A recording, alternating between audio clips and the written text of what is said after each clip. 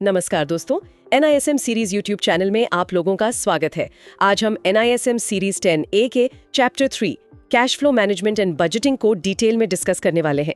अगर आपको practice questions चाहिए इस चैप्टर के तो एक बार nismseries.com चेक कर लीजिए। वहाँ सारे चैप्टर्स के मॉक टेस्ट मिलेंगे, अनलिमिटेड टाइम्स प्रैक्टिस कर सकते हैं, बहुत काम आएगा एग्जाम के लिए। चलिए अब चैप्टर में आते हैं। बिल्कुल।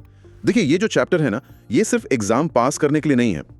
असल में ये एक फाइनेंशियल एडवाइजर बनने की सबसे बेसिक नींव है। सही कहा आपने। मतलब अगर आप क्लाइंट का कैश फ्लो ही नहीं समझेंगे तो उसे इन्वेस्टमेंट क्या ही बताएंगे।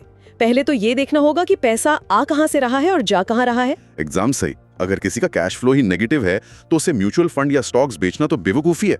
पहले उसकी वो फाइनेंशियल ब्लीडिंग रोकनी पड़ेगी। बिल्कुल। और एग्जाम के नजरिए से बता दूं कि इस चैप्टर से बहुत सारी केस स्टडी बेस्ड क्वेश्चंस आते हैं, तो कॉन्सेप्ट को रटना नहीं है, बस लॉजिक समझना है। राइट। तो सबसे बेसिक कॉन्सेप्ट से शुरू करते हैं, कैश फ्लो। इसे समझने के लिए ना एक बहुत ही सिंपल एनालॉजी लेते हैं। हाँ, वो पानी की टंकी वाली एनालॉजी। देखिए दोस्तों, इसे एक पानी की टंकी की तरह समझिए। जो आपकी इनकम है वो एक पाइप है जिससे टंकी में पानी अंदर आ रहा है, और जो खर्चे हैं यानी एक्सपेंसेस, वो उस टंकी के छेद हैं जहाँ से पानी लगातार बाहर बह रहा है। और अगर ये छेद आपके इनकम वाले पाइप से बड़े हो गए तो क्या होगा? टंकी खाली हो जाएगी। मतलब आपको मजबूरन कर्जा या डेट लेना पड़ेगा। बिल्कुल। और डेट का मतलब है एक नया छेद बन जाना जिससे इंटरेस्ट के रूप में और पानी बहने लगेगा। लेकिन इसमें एक और बहुत बड़ा ट्रैप है जिसे लोग इग्नोर कर देते हैं। अच्छा, वो क्या है? Timing mismatch. देखिए, कैश फ्लो में सिर्फ पैसा आना और जाना ही इंपॉर्टेंट नहीं है, सबसे क्रिटिकल है टाइमिंग। मतलब पैसा किस दिन आ रहा है और किस दिन जा रहा है, राइट? हाँ, मान लीजिए आपकी सैलरी 5 तारीख को आती है, लेकिन आपकी EMI और क्रेडिट कार्ड के बिल्स 2 तारीख को ही कटने हैं। अरे बाप रे, ये तो बहुत कॉमन प्रॉब्लम है। तो 2 तारीख को तो टंकी खाली है, फिर बैंक पेनल्टी लगाएगा। एग्जैक्टली। और इस 3 दिन के गैप को भरने के लिए क्लाइंट को शॉर्ट टर्म कर्जा लेना पड़ता है। यही टाइमिंग मिसमैच डेट पैदा करता है। समझ गए। इसी लीकेज को रोकने के लिए हम बजट बनाते हैं, और बजटिंग में हम खर्चों को 3 हिस्सों में बांटते हैं ना? हाँ, 3 बाल्टियां समझ लीजिए। पहली है मैंडेटरी एक्सपेंसेस, जो टाले ही नहीं जा सकते, जैसे टैक्स या बैंक की EMI। राइट, वो तो देना ही है। और दूसरी बाल्टी? दूसरी है एसेंशियल लिविंग एक्सपेंसेस, मतलब किराना, बिजली का बिल, बच्चों की स्कूल फीस, जो जीने के लिए बहुत जरूरी है। और तीसरी सबसे डेंजरस बाल्टी है डिस्क्रेशनरी एक्सपेंसेस, मतलब एंटरटेनमेंट, लाइफस्टाइल, वीकेंड पार्टीज। क्योंकि मैंडेटरी आप रोक नहीं सकते और एसेंशियल कम करना बहुत मुश्किल है। बिल्कुल। लेकिन असल जिंदगी में सबसे मुश्किल यही होता है, क्योंकि ये खर्चे सीधे इंसान के ईगो और लाइफस्टाइल से जुड़े होते हैं। ट्रू। अच्छा, यहाँ स्टूडेंट्स का एक बहुत ही कॉमन डाउट आता है कि सर, बजट तो डायरी में बहुत बढ़िया बन जाता है। हाँ, पेपर पर तो सब करोड़पति होते हैं। वही ना। मान लीजिए 25,000 खर्चे हैं और 50,000 सैलरी है। कागज पर 25,000 बचने चाहिए, लेकिन असल में वो बचते क्यों नहीं है? यहीं पर कैश मैनेजमेंट और इनकम एक्सपेंस स्टेटमेंट का असली डिफरेंस समझ आता है। आपने कागज पर 50,000 सैलरी मान ली, हाँ, लेकिन असल में 15,000 का कोई ऑफिस रीइंबर्समेंट आप क्लेम करना भूल गए, तो हाथ में तो सिर्फ 35,000 ही आए ना। ओ, मतलब इनकम ही कम आई और खर्चे तो उतने ही खड़े हैं। बिल्कुल। और इसमें अक्रूवल वर्सेस कैश का कॉन्सेप्ट भी जुड़ता है। क्रेडिट कार्ड इसका सबसे बेस्ट एग्जांपल है। वो कैसे? थोड़ा डिटेल में समझाइए। देखिए, आपने आज क्रेडिट कार्ड से शॉपिंग की, अक्रूवल बेसिस के हिसाब से इनकम एंड एक्सपेंडिचर स्टेटमेंट में वो खर्चा आज ही लिख दिया जाएगा। लेकिन असल में तो कैश अगले महीने जाएगा जब बिल आएगा। एग्जैक्टली। तो अगर आप सिर्फ अपना आज का बैंक बैलेंस देखकर खुश हो रहे हैं तो आप भूल रहे हैं कि अगले महीने एक बड़ा छेद खुलने वाला है। समझिए, इसीलिए बजट बनाकर भूल नहीं जाना है, उसकी लगातार मॉनिटरिंग और फोरकास्टिंग होनी चाहिए। एकदम। अगर पेट्रोल का बजट 4,000 था लेकिन हर महीने 6,000 लग रहा है तो अगले महीने के लिए फोरकास्ट बदलना ही पड़ेगा।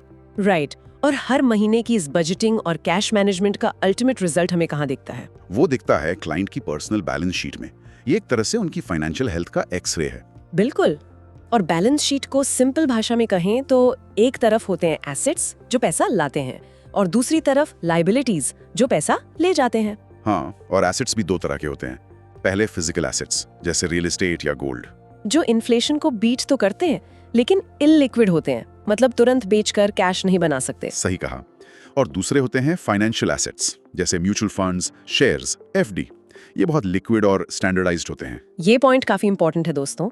मान लीजिए किसी ने 50 लाख का घर खरीदा, वो खुश है कि 50 लाख का एसेट बन गया। लेकिन अगर उस घर पे 45 लाख का होम लोन है तो? वही तो, असल में उसकी नेटवर्थ सिर्फ 5 लाख ही है, क्योंकि नेटवर्थ का फॉर्मूला है total assets minus total liabilities. बिल्कुल। 50 लाख का घर माइनस 45 लाख का लोन, बचा सिर्फ 5 लाख। वैसे दोस्तों, थ्योरी तो ठीक है, लेकिन असली चीज है प्रैक्टिस। NSIMseries.com पे जाके इस चैप्टर के क्वेश्चन जरूर सॉल्व करना, क्योंकि एग्जाम में तो यही पूछेगा ना। अनलिमिटेड मॉक टेस्ट हैं, जितना मर्जी उतना प्रैक्टिस करो।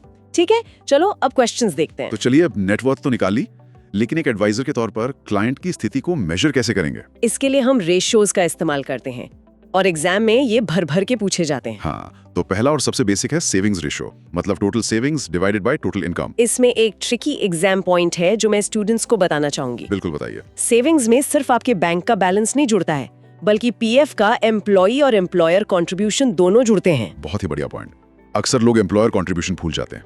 इसके बाद आता है एक्सपेंस रेशियो, जो कि सीधा सीधा 1 माइनस सेविंग्स रेशियो होता है, या फिर annual recurring expenses divided by annual income. यहाँ ध्यान देने वाली बात यह है कि इसमें वन टाइम मेडिकल एक्सपेंस या अचानक आए खर्चे नहीं जुड़ते, सिर्फ रिकरिंग खर्चे ही गिने जाते हैं। राइट। और एक होता है सेविंग्स टू इनकम रेशियो, मतलब total accumulated savings divided by annual income. हाँ, और उम्र 40 तक ये रेशियो कम से कम 3 गुना होना चाहिए। मतलब अगर इनकम 10 लाख है तो सेविंग्स 30 लाख होनी चाहिए। क्या बात है। अब आते हैं लेवरेज रेशियो और सॉल्वेंसी रेशियो पर। लेवरेज मतलब बोझ। बिल्कुल, फॉर्मूला है total liabilities divided by total assets. मान लीजिए 65 लाख के एसेट पर 13 लाख का लोन है, तो लेवरेज 20% हुआ। और सॉल्वेंसी इसका एकदम उल्टा है, यानी net worth divided by total assets, मतलब क्लाइंट 80% सॉल्वेंट है। एकदम क्लियर। इसके बाद आता है सबसे क्रिटिकल, लिक्विडिटी रेशियो, मतलब liquid assets divided by monthly expenses. ये कम से कम 4 से 6 महीने का होना चाहिए, ताकि जॉब जाने पर भी घर चलता रहे। और यहाँ एक एग्जाम ट्रिक है दोस्तों। लिक्विड एसेट्स कैलकुलेट करते वक्त शेयर्स, रियल एस्टेट और क्लोज एंडेड म्यूचुअल फंड्स को कभी मत गिनना। बिल्कुल नहीं गिनना चाहिए, क्योंकि इनकी वैल्यू फिक्स नहीं होती। मार्केट क्रैश हुआ तो पैसा आधा रह जाएगा। सही बात है। और आखिरी है डेट टू इनकम रेशियो, मतलब monthly EMI divided by monthly income. अगर ये 35 से 40% के ऊपर जा रहा है तो समझ लो खतरे की घंटी बज चुकी है। बिल्कुल, लेकिन रेशियोज कितने भी अच्छे हों, जिंदगी में रिस्क तो कभी भी आ सकता है ना। उसी रिस्क से बैलेंस शीट को बचाने के लिए कंटिजेंसी प्लानिंग की जाती है, मतलब इमरजेंसी के लिए तैयारी। हाँ, जैसे मेडिकल इंश्योरेंस और लाइफ इंश्योरेंस, ये दोनों बहुत जरूरी हैं ताकि आपका लिक्विडिटी रेशियो ना बिगड़े। और डबल इनकम फैमिलीज के लिए कोई प्रैक्टिकल एडवाइस, जहां पति पत्नी दोनों कमाते हैं? उनके लिए सबसे बेस्ट है 3 अकाउंट स्ट्रेटेजी। दोनों अपना सैलरी अकाउंट अलग रखें। अच्छा, और खर्चों के लिए? घर के खर्चों के लिए एक जॉइंट अकाउंट बनाएं। इससे टैक्स रिकॉर्ड और ट्रैकिंग दोनों बहुत आसान हो जाते हैं। बहुत ही स्मार्ट तरीका है। और साथ ही एक इमरजेंसी फंड भी होना चाहिए जो कम से कम 6 महीने के खर्च के बराबर हो। बिल्कुल, और वो हमेशा लिक्विड एसेट्स में ही रखा होना चाहिए। चलिए, तो आप चैप्टर को समेटते हैं।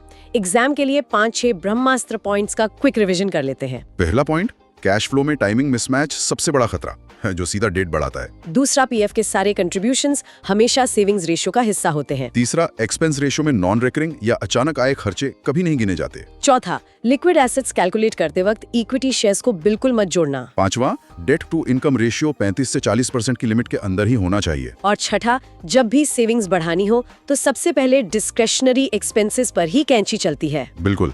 एक आखिरी बात सोचने के लिए छोड़ना चाहूंगा। हाँ, प्लीज बताइए। ये सब थ्योरी अपनी जगह है, लेकिन आज ही अपनी बैलेंस शीट चेक करिए। देखिए कहीं आपकी जिंदगी में भी कोई इनविजिबल लीक या अदृश्य छेद तो नहीं है, जैसे कोई भूला हुआ सब्सक्रिप्शन या लेट फीस। क्योंकि इनकम का पाइप कितना भी बड़ा हो, अगर लीकेज है तो टंकी कभी नहीं भरेगी। बहुत ही गहरी बात कही आपने। तो बस दोस्तों, चैप्टर खत्म। Thank you for watching. मुझे लगता है अच्छे से समझ आ गया होगा। अब करना क्या है, जाओ nismseries.com पे, वहाँ सारे चैप्टर्स के प्रैक्टिस टेस्ट्स हैं। इंडिया का सबसे ट्रस्टेड प्लेटफॉर्म है NISM प्रिपरेशन के लिए। जितना प्रैक्टिस करोगे उतना कॉन्फिडेंस बढ़ेगा। और हाँ, कोई डाउट हो इस चैप्टर में तो नीचे कमेंट में लिख देना। बाकी all the best for your exam.